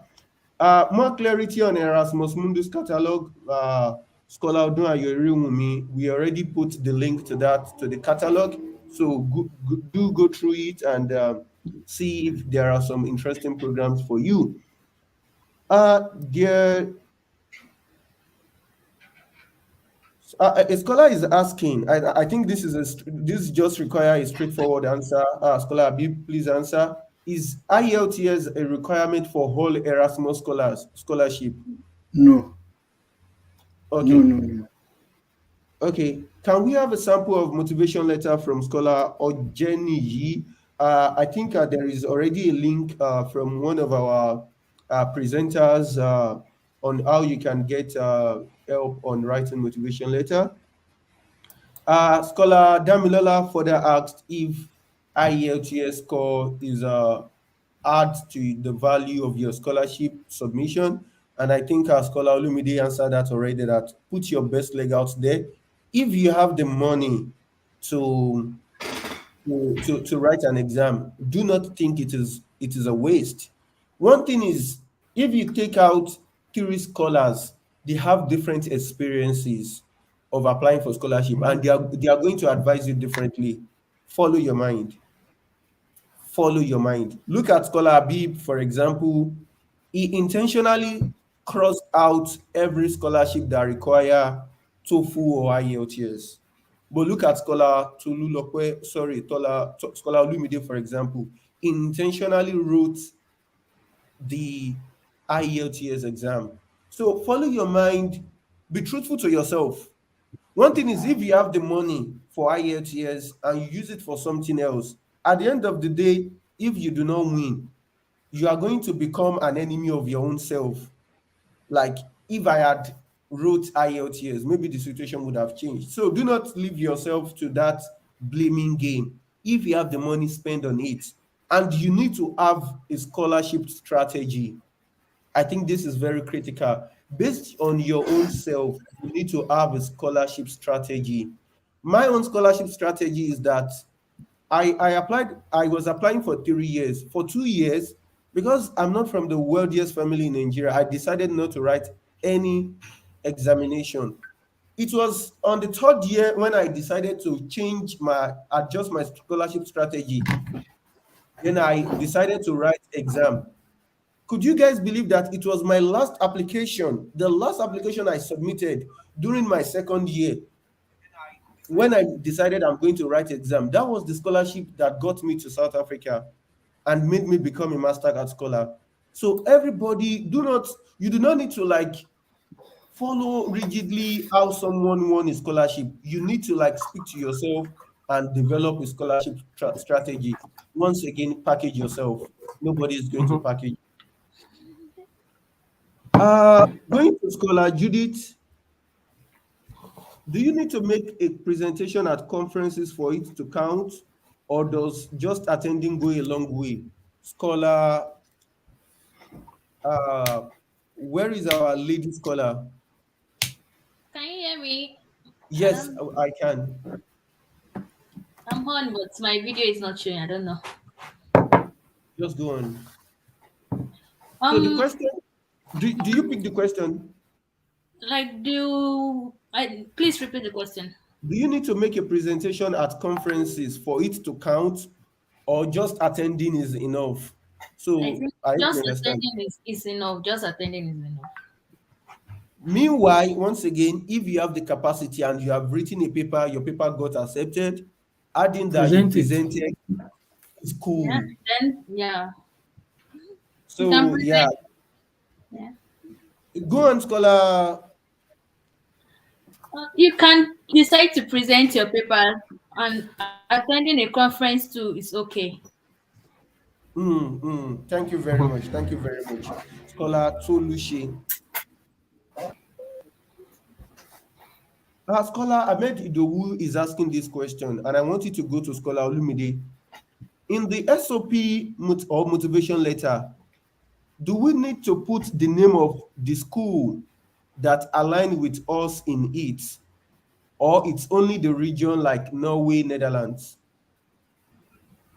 Uh, I mean, they know the school, so if you mention the school, or I feel just pass your message, and well, in my case, they know the track, they know the school, so I stated, okay, this is my first track, and I put in bracket, I use their short form WUR, WUR, which is Wageningen University and Research, and NMBU, Norwegian University of Life Sciences.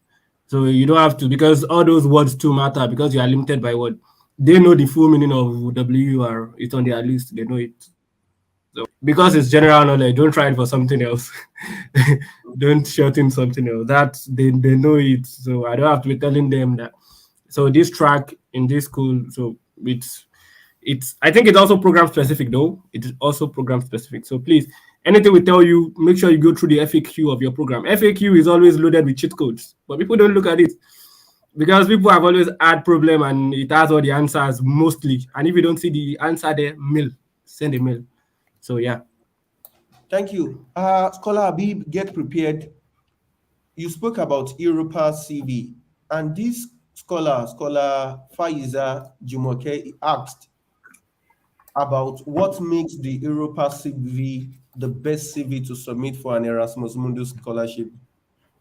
I'm not saying basically it's not the best CV, but that's Mhm. their requirement. Is it clear to the person that asked the question? Each Okay. let's say country have their own requirements. Most Erasmus program are applied to have their own Europa CV they required. Even there is this program that even told me to download a format on their website that I should just use the template to prepare my own CV. So, from my own, let's say, experience and from my own perspective, this Europa CV is what they have already familiar themselves with, and they believe that is the best CV they can use for this application process. So, for Erasmus, most Erasmus program require Europa CV, and this Europa CV is the same thing as your. It's not the same thing as your normal CV. You just copy the templates, just copy the necessary information you have in your CV and just copy it into the Europass website, and it's going to generate a PDF file for you in which you can use for your application process. So this is one of their requirements. Please, if any program said that use Europass CV, don't do IKTM, I know too much, and started submitting another kinds of CV. That one can disqualify you. Mhm. Even if the Europa CV, some will even tell you that the maximum number of pages should be more than 2 pages. That's surplus. Told me that it must not be more than 2 pages. Don't think as if, yes, I have this, I have that, I have 7 publication. Remove irrelevant, let's say, irrelevant document or irrelevant stuff inside your CV and make it short. Make use of keyboards. There are many online tools you can make use of that can help you to paraphrase your CV. So just check the requirements if Europass is compulsory. If it is not compulsory, don't make use of it. But if it is compulsory for your own benefit, make use of Europass CV format. Thank you very much. I had known, I too know all my life, but now there is another word in my dictionary. IKTM. I know too much. IKTM. Thank you very much, Scholar Abi. I think you are just giving us hot thoughts. Thank you very much. Thank you very much.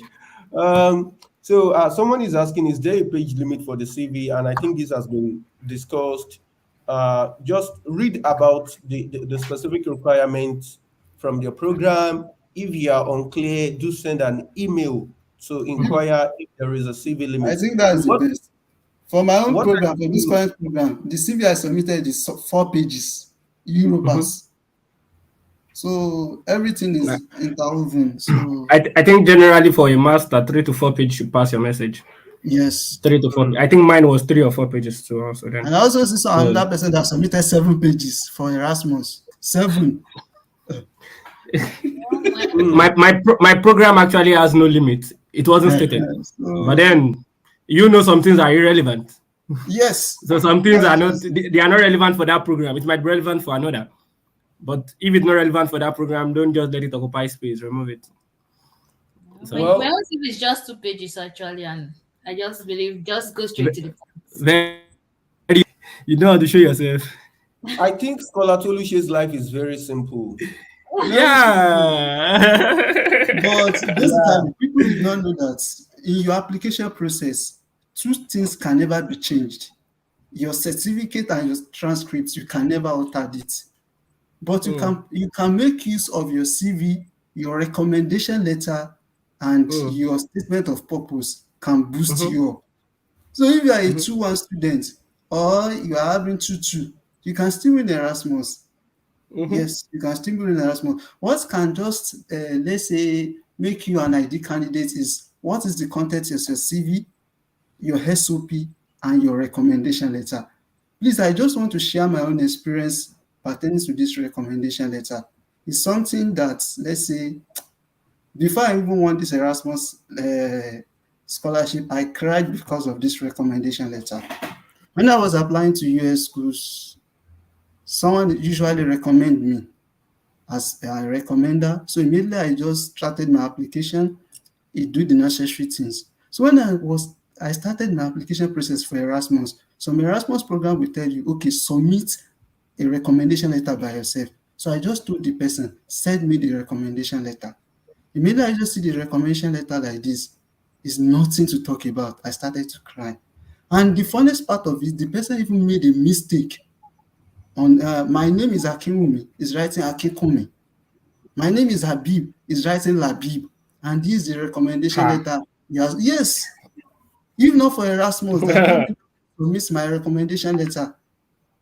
That's when I know what is happening. And I've submitted more than 15 schools in the US. So be very know the kind of people you want to use as a recommender.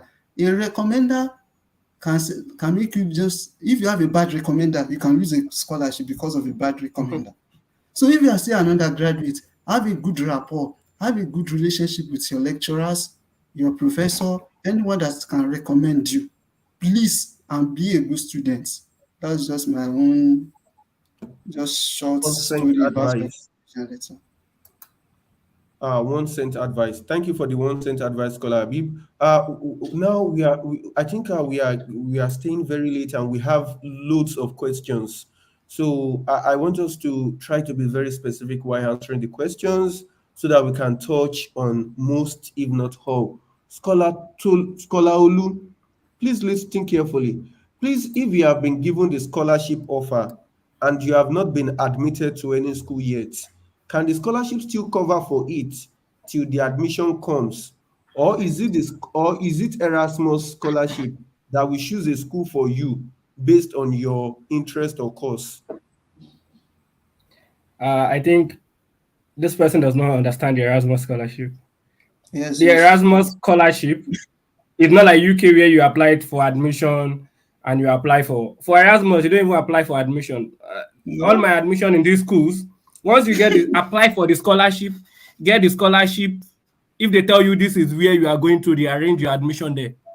I don't even know how the admission of Norway works. I didn't do anything. I was just given the admission letter. So when someone reach out to me, like maybe a random person that just want to come to school in Norway and like, what's the admission process? If I tell them I don't know, it looks like I'm proud because I don't know. I didn't do it. My scholarship did everything. I just have to come here and study. So apply to the scholarship. The track would tell them what school, but it's just like JAMB also. You might want Unilag and see yourself in footer. So I want something different. I got something different, which I really thank God for because it opened my eye to the new cool, which is genomics. That is the future, genomics data science. So yeah, which is what I'm into now. So apply to the scholarship. The scholarship encompasses the school. So once you get the scholarship, the schools are involved in the scholarship. They arrange your admission with the schools. So it's not like you can't get scholarship separate and admission separate. Except in the case where you might get maybe an offer, and if you want to fund it yourself, yeah, maybe that's different. But for Erasmus, once you apply to the scholarship, it comes with the admission. It's not different. No separate application. At least for my program and most program I know of. Okay. I hope that helps our Scholar Elizabeth. Now to Scholar Aishat. Scholar Scholar Tulu Lokwe. How do I recognize a new program on the catalog?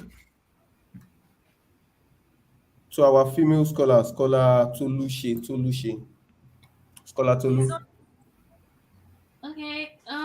Those news programs, I think you see the years on the catalog, like the year.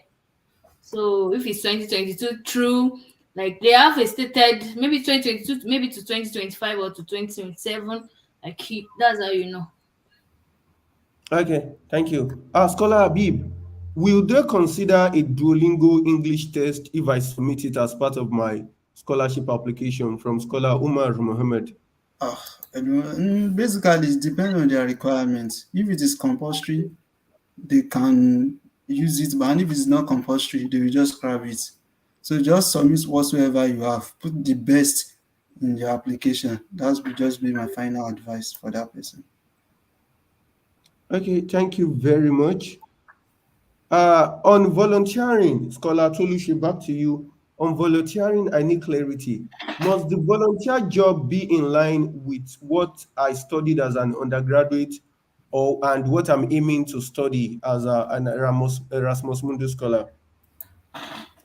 No, it's not. When we say we want to volunteer for a job, I don't think it's really it must really be related to what you studied. Like you can study like me, you can study agric admin and volunteer to work in an NGO where they share where they sensitize people about HIV and AIDS. That's the health line now, and I'm an agricultural. I study agric admin, so I don't think it's any job in which you can volunteer. I don't think it must really be related to your previous studies. And I do also know that if it is related to your previous study, then you are even able to be very decisive in terms of writing your motivation letter, in terms of, okay, this is practical experience I have on the field while volunteering, then you even have more story to tell. So yeah, that is just an addition. Thank you for that, Scholar Tolushi. Now, Scholar Olumide, must my undergraduate project align with the program I want to apply for? Well, I would use myself as an example. For my undergraduate, I worked on animal nutrition, ruminant nutrition specifically. And I'm in genetics, so I didn't even do anything genetic. But I had passion for genetics. I took courses, I did other things. But you must be able to pick something to connect. I was able to pick that, okay, I work with ruminants, and my focus was ruminant improvement, that our cattle, sheep, and goats in Nigeria are underperforming. That was based on my experience working with them, but in the nutrition aspect. But then, so your project might not align totally, but it's not totally useless.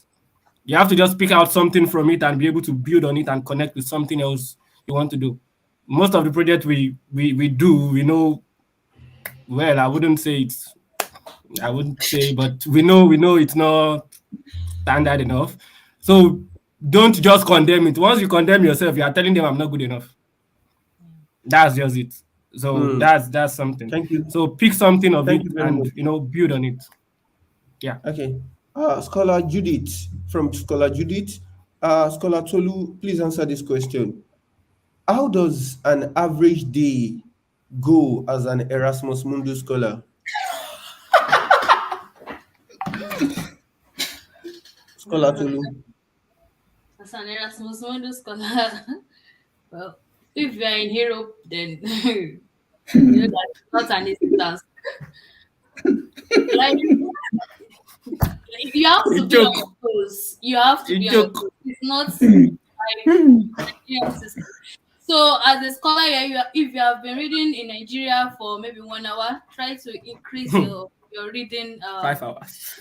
to 5 hours. Yes, like you have to study because the students here they are exceptional. They are brilliant students. You understand? Don't say we used to say Oyinbo they don't know anything. It's a lie. Oh. They know more than in fact. When you get here, then you know better. But Okay. yeah, Thank you very much, Scholar Tolu. So, Scholar Victor AJ, we already answered your question that always let your SOP align to the very specific program. Also, Scholar Mika Matthew, please get in touch to any of the panelists and ask them any information. You know their name already, so try to shoot your shot across different social media platforms. So, and that the same answer goes for Scholar Tolushi Priscilla to your question. Scholar Imeribe, please go through the catalog and look at the programs that are most related to what you studied. Okay, Scholar Umar, remember this is directed to me. Is it okay to use letterhead for the motivation letter? Well, like Scholar Abib said, sometimes these schools go as far as telling you to upload or to download some forms that they want you to follow. So sometimes there is no best method. The truth is that while I was applying for applications, my motivation letter is usually essay format. No, it's usually doesn't have like a letter design. But when I started the program, I think I started using like letterhead format. So that is my method. So I don't think they place much preference on the structure. They place much preference on the content and how much you answer the question they ask you. So I believe that is enough, Scholar Umar. Okay, Scholar Olamilekan, this goes to you, Scholar Abib. Kindly talk about the reference letter. Can I use a lecturer who didn't teach me during undergraduate? 45 seconds, Scholar Abib. Reference letter is another thing. Seriously. If you really want to know much about this reference letter, there's nothing I can say under 45 seconds, but you can still use the person. Is it clear? You can still use it as long as he or she knows much about you. But the best person that can recommend you is your undergraduate lecturer or a person that has already taught you either practical or any volunteering. Like my own, I recommended one of my recommender just started, he just taught me some software on computer-aided drug design and is one of the best recommendation I've used so far. So you can still use the person as long as he or she can write a good, let's say, recommendation letter for you. Not the boy is a good boy, offered him or her the scholarship. Just yes, Well, you'll be I seeing think different kinds sometimes. of recommendation letter. There are some people just I will just advise you know the kind of people that is going to recommend you. Is it not the kind of person that will receive a link in the next 2 or 3 days? They won't even check through the link. So the person, you can use the lecturer as your recommender, provided he or she can write a good information about you. That's just the best thing I can say right now. Scholar Olumide, it seems you want to add something to the Yeah, discussion.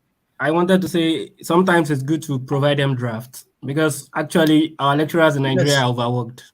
You don't Mm. expect them to know as much as 90 students. So most time there is like a regular something. The good boy is like the regular one. So And prepare a draft or let them see your CV. Okay, these are the things, the important points. Major on this point. Okay, I've done this. I've done this. Not is a good boy. You can. You know, book. Nothing concern anybody with that one. it's about the recommendation letter. It's very important. Yeah, Some it's people very, very, very. have experiences. People will just download recommendation letter online. Just send this as a Mhm. draft to their supervisor, to their recommender. I pity you. Uh, Thank you very much. Thank you very much. I think you nailed it, Scholar Olumide. Our lecturers are overworked.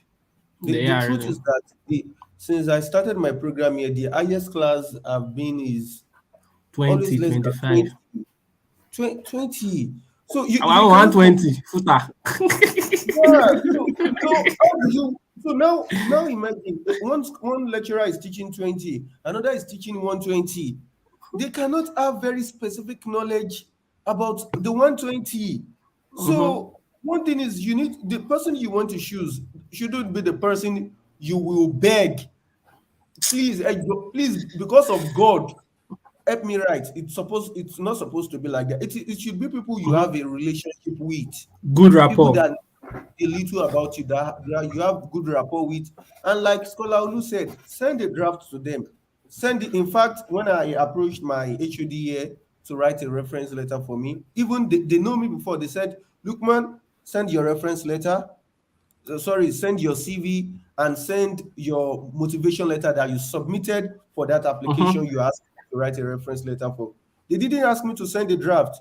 They Mhm. said motivation letter and your CV, send it to me. So always send something that can give this lecturer some information about what they should write about you so that they don't end up writing good students. The fact is, our Nigerian lecturer, they need to be commended. Those people are suffering. They are suffering. Yeah. And I heard they were paid half salary. Last yeah, time. Imagine. now ASU imagine, strike part two. you see, now, okay, Erasmus Mundus just opened. Maybe you have started preparing 3 months ago and you sent an email Friday that they should help you with recommendation letter, and it is the same date they got half salary after they have been working. So this is not about the fact that these people are bad. It is about human nature. Nobody Yeah. would not get paid eight after 8 months and then get half salary, and then you want them to really, talk about your very specific content. So let us help them. In fact, we can always say, I understand the nature of things. Pray for them, sir. I hope everything will be okay, and I pray that God will bless you. It is not always about when Reach we out to need them. them. We now need to start knocking on their email. So I hope that clarifies everything. Uh, so Scholar Sadiq question. Scholar Tolushi, please answer the. Sorry, I'm going to ask Scholar Olumide to answer this question. He has experience. Can one use English proficiency letter that predates the application date by 2 years? Predates, that is ahead. Yeah, they have written the proficiency letter 2 years ago. Well, proficiency letter. Well, that's one thing about proficiency letter. You have to, if you can get something more recent. Not that your English would expire or something, but even IELTS after 2 years. I actually took IELTS last week again because now I'm applying for post study, some PhD, some jobs. So I'm just trying to. Most of them tell me don't. It's not required. Me, I want to give you everything. Collect. Choose the one that fits you. If you give them, they will collect. But if you can't take it, if you can get something more recent, please get something more recent. I just feel it's better. You don't want to be on their bad side. Anyhow. Okay, thank you. Thank you very much for that. I think, yeah, that's just but I think for proficiency letter, something recent is fine.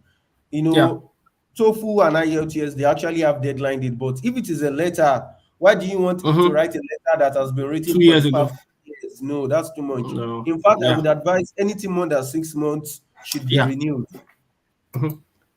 Now I'm going to say this, please. If you have been participating, please do subscribe to our channel. Please Our subscribe subscribe and like. our subscribers list does not reflect the kind of large community we have. Yeah, please. Yeah. Like, we have a lot of questions already, so do take the time to press the like, comment, share. Yeah, tell us about us. We want you to reflect on how this program is organized. Do you think we need to change the moderator for the next moderator? Maybe I'm wasting time. Maybe I'm too playful. Maybe I'm too serious. And yeah, tell us these things. We want to develop. Scholar Olumide and Scholar Abib wants to develop. So give us comment, give us reflection on everything. And once importantly, don't forget to subscribe. Scholar Uyomi Eya, your question has been answered already. And your question is, can I apply for more than one program on the catalog? Usually it used to be 3 limitations, but now there is no limitation. Apply for 15, apply for 20. So far you are Though some submitting. program are still using, please, some program are still using it too. Yes, some program are still using that limitation. Just try to check the program very well. Some program are still using it. But for my own program, they did not say that the limitation should be 3. But some program are still using it. Just try to do your assignments very well. Nobody will spoon feed you. Thank you. Scholar Tolu, can a court affidavit be used as a proof of residence?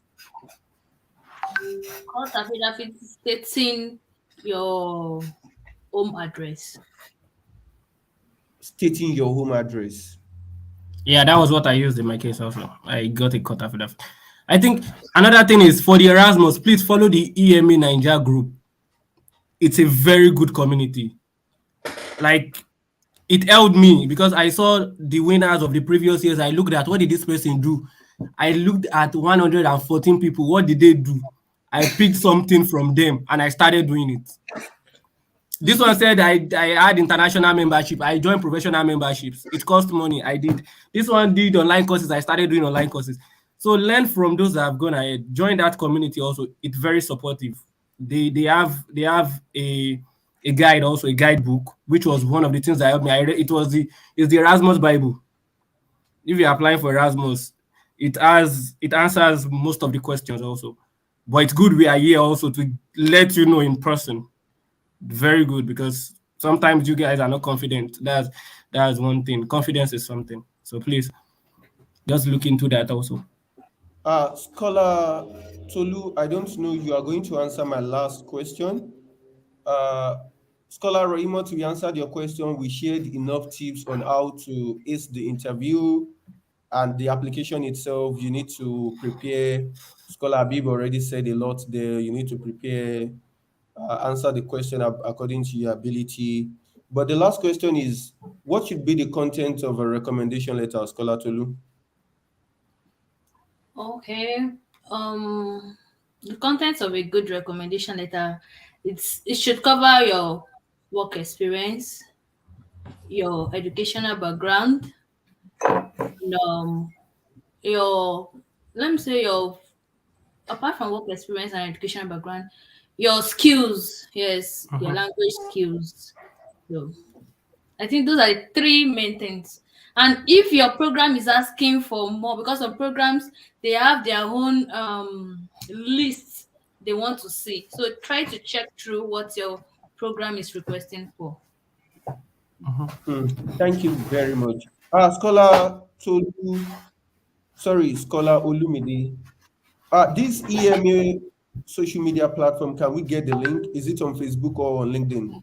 Yeah, it's on Facebook, EMA Nigeria, EMA, Erasmus Mundus. Even foreigners are following. I don't know why Nigerians are not following. People from Kenya, Ghana come here, take that information and they win and they come and share their testimony on the group. So I don't know why. Why, but it's very helpful, really. It's very helpful because every Can you Erasmus put scholar. Okay, let me can see. you put the link, the Every specific link, so that people just click and they fly? okay, let me try to get it. Yeah, that is my It's last it's a question. page. Okay, EMA.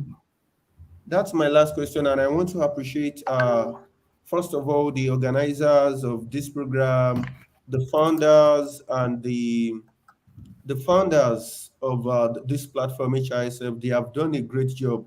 They are the one giving us this opportunity. Thank you so much. To my panelists, it is really enlightening. It is inspiring for me to moderate this program. I do appreciate your cooperation, the intensity and energy you use to answer all these questions. Thank you very much. And to our viewers, we won't be here if you guys do not attend. We owe so much to you, despite all the Nigerian factors. No electricity, data is expensive, gridlock when coming from program. Like, there is a lot of things that you can identify that could have stopped you from attending. Despite that, you still made enough time and put in enough resources to attend. We appreciate that. And for everyone who is going to listen to this discussion next month or next week, we hope you have taken a lot of lessons from this program. Uh, don't forget to pay your 10% to the platform. Like, share, comment, and subscribe. Don't forget to put in some reflection about any of the panelists, any of the organizer, or any advice on how you think we can structure future programs. I remain my able self, Lukman Okoyemi Muraino. Thank you very much. Bye bye. Bye. Bye. Ciao. Ciao. Uh, Scholar Lugav, can you just take us? Oh, Scholar Lugav, are you there? Please stop sharing online. Can we? Yeah, we can all leave now. All We right. just Thank you need very to. much. Yeah, thank you guys so much for attending. It's really a pleasure to do this with you. It's my pleasure. Yeah. All right. Bye. Bye bye. Bye bye, everyone.